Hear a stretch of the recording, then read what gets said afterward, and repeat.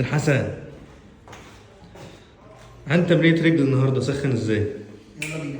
بص، اول حاجه هتعملها عايزك تسخن جسمك عامه، اللور بودي بتاعك ده بدايه من الجوينتس من مفاصلك. اول حاجه هنسخنها نسند على اي حاجه، اي حيطه. هبتدي اسخن الجوينت بتاعي. حركه بالجنب 20 25 30 عده، قدام 25 30 عده، لورا 25 30 عده. طبعا الرجل دي بعد كده الرجل دي.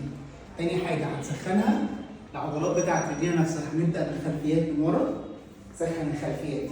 ركبتك متنيه سنه صغيره، ظهر مفرود، فول ستريتش تحت للاخر خالص لحد ما احس الخلفيات بدات توجعني.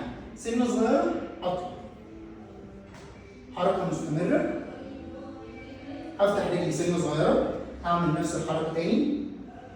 افتح رجلي اكتر كمان، احاول المس كعب رجلي لحد ما احس ان الخلفيات بتاعتي خلاص سخنت معايا بقت زي الفل.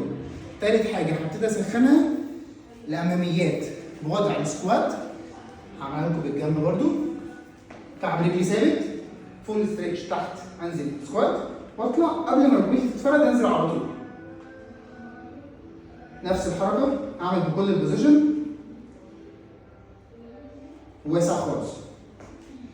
تيجي اخر حاجه قبل السمانه احاول استريتش جسمي كله، انزل كاني بلعب طعن بس هفول ستريتش الجزء اللي ورا اكتر، واتك عليه لقدام وارجع سنه صغيره.